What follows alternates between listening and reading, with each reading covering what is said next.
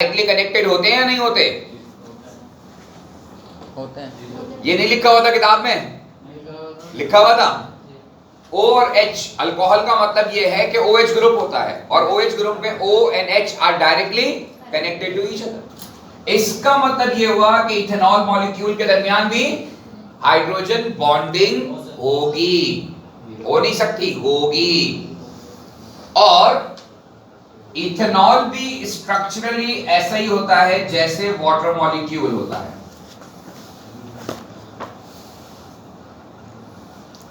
ये मैंने इथेनॉल का स्ट्रक्चर ड्रॉ किया है, और अगर आप भी आपकी समझ में ना भी आए तो कोई फर्क नहीं पड़ता, इसलिए कि आगे हम जब ऑर्गेनिक पढ़ेंगे तो फिर इसकी मैं बॉन्डिंग आपको समझाऊंगा उसको। इस वक्त ये इथेनॉल मॉलिक्यूल है। क्या ethanol molecule hydrogen bonding show करेगा? क्यों करेगा? क्योंकि oxygen is directly connected to hydrogen. This oxygen is partial negative and hydrogen is partial positive. अब अगर ये मॉलिक्यूल एक और इथेनॉल का मॉलिक्यूल आ जाए और एक और इथेनॉल के मॉलिक्यूल के साथ, अब क्या होगा? ये ऑक्सीजन पार्शियल नेगेटिव, ये हाइड्रोजन पार्शियल पॉजिटिव। अब कौन किसको अट्रैक्ट करेगा? हाइड्रोजन। ये जो हाइड्रोजन है ये दूसरे मॉलिक्यूल के ऑक्सीजन को अट्रैक्ट करेगा, and this is hydrogen bonding in between two ethanol molecule. ये भी आप शो करें, क्योंकि ये भी पास्ट पेपर का क्वेश्चन है कि दो इथेनॉल मॉलिक्यूल के दरमियान हाइड्रोजन बॉन्डिंग शो करनी।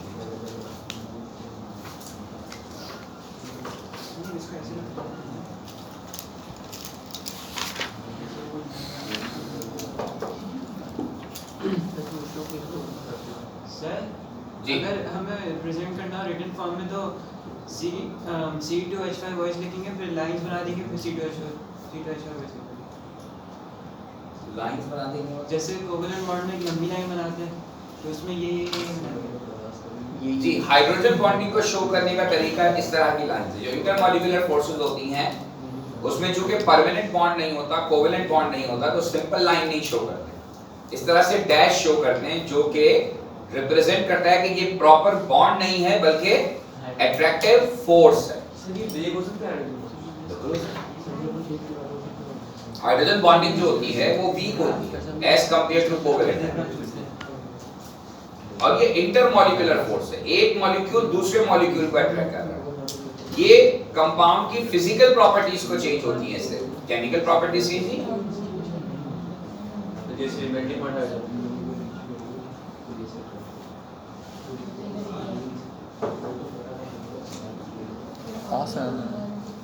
अच्छा जी, अगला जो है वो अब आपने खुद करना है, और नेक्स्ट आपने हाइड्रोजन बॉन्डिंग शो करनी है among two molecules of ammonia and one molecule of water।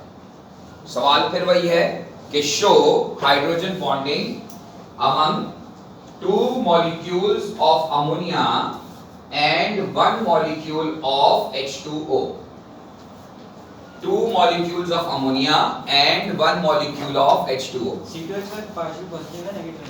C2H5 पे कोई चार्ज नहीं होगा, ये अभी आपका मसला नहीं है, सिर्फ आपने O और H को चार्ज लगाना है, क्योंकि यहाँ पर जो है वो एक इलेक्ट्रोनेगेटिविटी का molecules. Which of the following molecules will show hydrogen bonding? Which of the following molecules will show hydrogen bonding?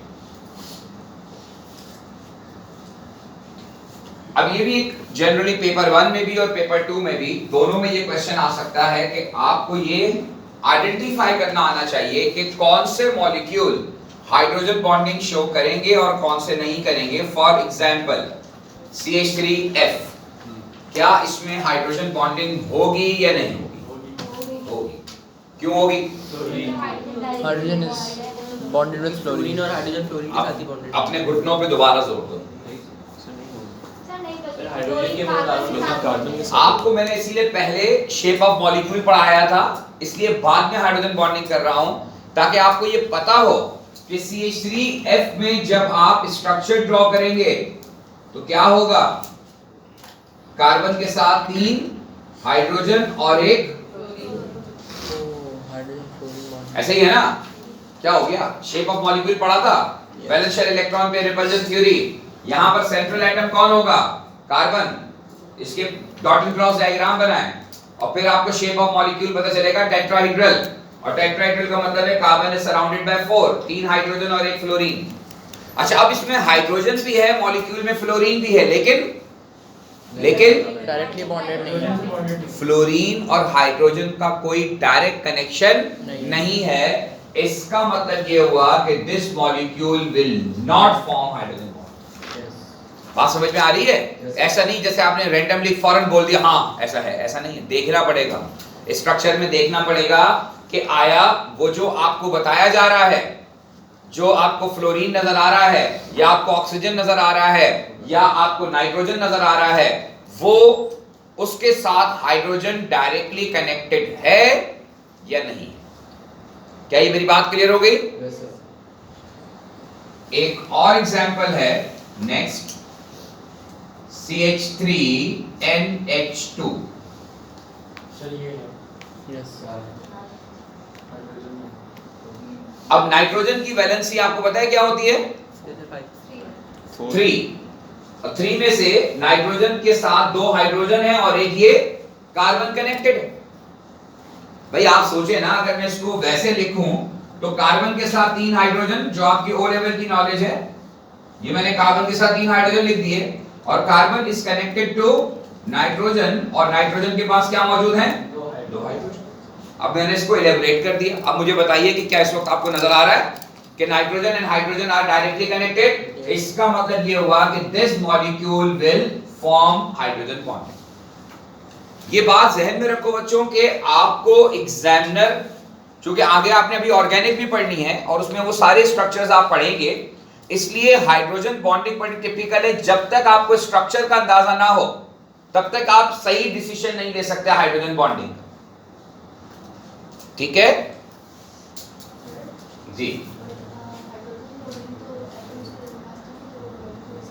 Ji, molecule के दरमियान ही होगी। अब इस मॉलिक्यूल का हाइड्रोजन बॉन्ड दूसरे मॉलिक्यूल के नाइट्रोजन के साथ बनेगा, ऐसे। क्लियर हो गई बात? अच्छा जी, नेक्स्ट एग्जांपल है CH3CH2 CH double bond O। ये एक कंपाउंड है। अब ये कंपाउंड क्या है अभी आपका मसला नहीं है, क्योंकि अभी हम आगे पढ़ेंगे इस कंपाउंड को ऑर्गेनिक में। मुझे ये बताइए कि आपको क्या लगता है कि इस मॉलिक्यूल में ऑक्सीजन, हाइड्रोजन और कार्बन तीनों मौजूद हैं, लेकिन क्या इसमें हाइड्रोजन बॉन्डिंग पॉसिबल है या नहीं? नो, नहीं है। है, क्यों? क्योंकि सर हाइड्रोजन ऑक्सीजन से डबल नहीं है सर। नहीं है। यहां हाइड्रोजन बॉन्डिंग इसलिए नहीं होगी कि इस कार्बन का डबल बॉन्ड ऑक्सीजन के साथ है, लेकिन कार्बन का जो नेक्स्ट बॉन्ड है वो किससे बना हुआ है? हाइड्रोजन से। लेकिन हाइड्रोजन और ऑक्सीजन का आपस में कोई कनेक्शन नहीं है। क्या ये मेरी बात क्लियर हो गई? So again this molecule will not form hydrogen bonding. Next molecule है C2H5OCH3। C2H5OCH3, आप मुझे बताइए कि इस मॉलिक्यूल में हाइड्रोजन बॉन्डिंग पॉसिबल है या नहीं? है। वो अपने ओ लेवल की नॉलेज यूज करें और स्ट्रक्चर को बना के सोचें कि किस तरह स्ट्रक्चर बनेगा। है सर। है ठीक है, अगर आप कह रहे हैं तो प्रूव कर दें। H2O से हो गया ना? नहीं, मुझे कुछ नहीं पता, मैं इतना पढ़ा लिखा नहीं। ओ एक मिनट। आप मुझे पेपर पे शो करके दिखाएं कि कैसे हाइड्रोजन बॉन्डिंग। तो नहीं है। जल्दी हाथ माना करो जी। क्या समझ में नहीं आया? नहीं है। नहीं है सही। सोच लो। कैसे बन सकती है? इस हाइड्रोजन का बॉन्ड किसके साथ बना हुआ है? नहीं है। कैसे बना? I was right. कैसे बनाए? हाइड्रोजन वो हाइड्रोजन बॉन्डिंग करता है जिसका डायरेक्ट कनेक्शन ऑक्सीजन नाइट्रोजन या फ्लोरीन से हो। यहाँ पर ये वाला हाइड्रोजन ऑक्सीजन के साथ डायरेक्टली कनेक्टेड नहीं है। ये नहीं कहा मैंने, आपने हाइड्रोजन बॉन्डिंग को समझा ही नहीं है।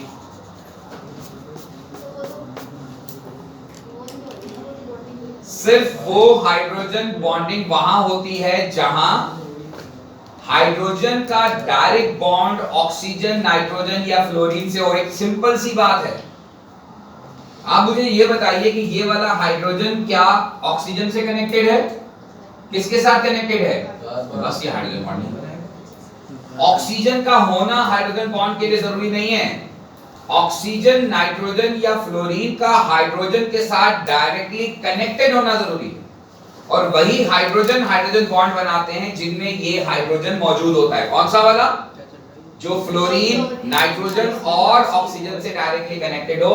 यहां मैंने इसलिए कहा था हाइड्रोजन बॉन्डिंग होगी क्योंकि यहां नाइट्रोजन के साथ हाइड्रोजन डायरेक्टली कनेक्टेड है। जी अब बताइए C2H5OCH3। अगर आप अपने O लेवल की नॉलेज इस्तेमाल करें तो 2 कार्बन का C2H5 का मतलब ये होता है। सही है? O लेवल में पढ़ा है ना इस तरह से। 2 कार्बन है, इसके 3 हाइड्रोजन, यहाँ 2 हाइड्रोजन, फिर ऑक्सीजन है और फिर CH3। CH3 का मतलब फिर ये हो गया। अब आप देख सकते हैं कि हाइड्रोजन बहुत सारे हैं, ऑक्सीजन भी मौजूद है, लेकिन कोई भी हाइड्रोजन ऑक्सीजन से डायरेक्टली कनेक्टेड नहीं है। इसका मतलब ये हुआ कि इस मॉलिक्यूल में भी हाइड्रोजन बॉन्डिंग नहीं है। सर जैसे आपने बनाया वैसे शो करें या फिर ये जो बेटा अभी इस कॉम्प्लिकेशन में नहीं जाना है। कैसे शो करना है, क्या शो करना है, जब ऑर्गेनिक पढ़ेंगे तो ये शो करने वाला मामला भी सॉल्व हो जाएगा। हाइड्रोजन बनाना इनके इलाके थोड़ी सबसे जल्दी बनाना अभी फिलहाल नहीं।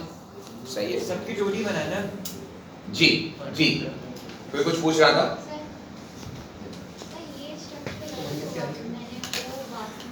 जी जब आप 2 कार्बन के दरमियान यहाँ पे वो लिखा हुआ है C2H5 और CH3 के दरमियान ही आएगा।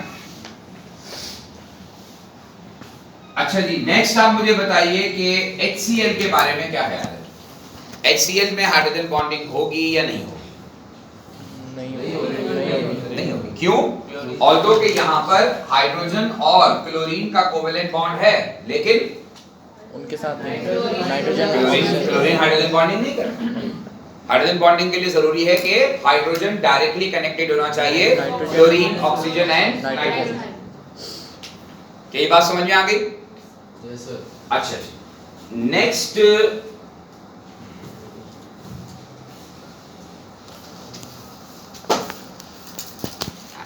हाइड्रोजन बॉन्डिंग कहाँ होती है, कैसे शो करते हैं और क्या होती है, ये बात हमने कर ली।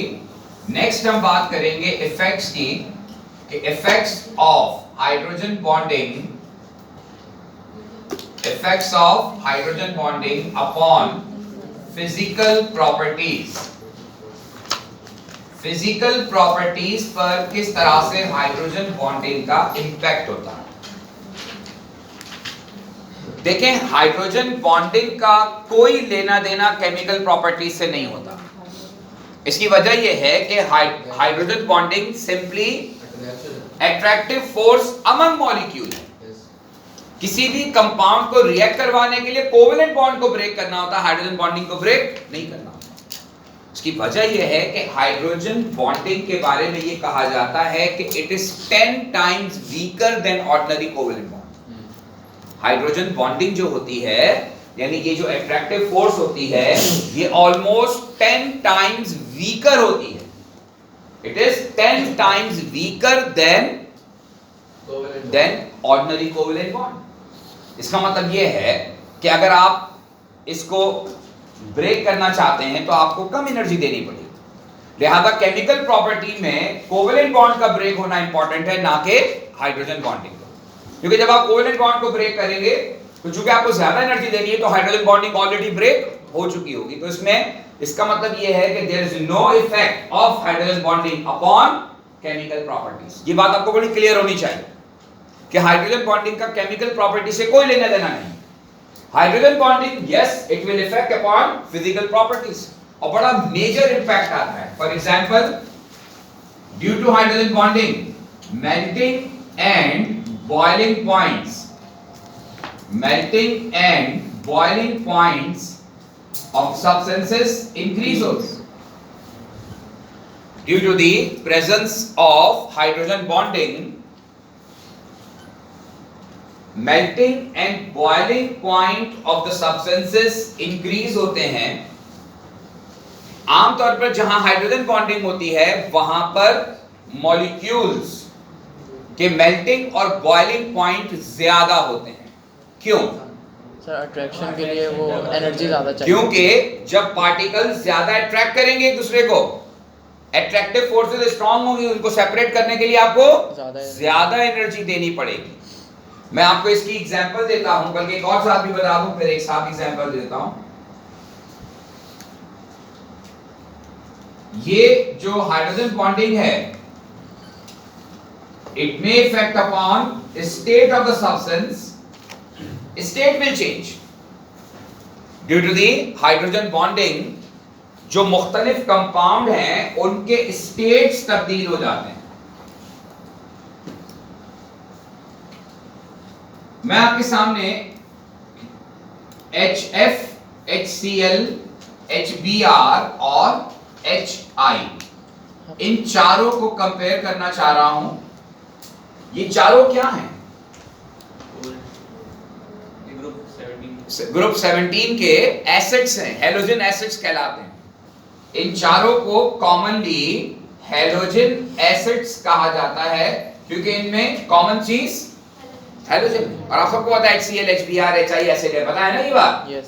ये चारों एसिड्स जब इनके बॉइलिंग पॉइंट को एग्जामिन किया गया और जब इन एसिड्स के बॉइलिंग पॉइंट्स को प्लॉट किया गया, boiling point in degree centigrade, और इसमें HF, HCl, HBr और HI.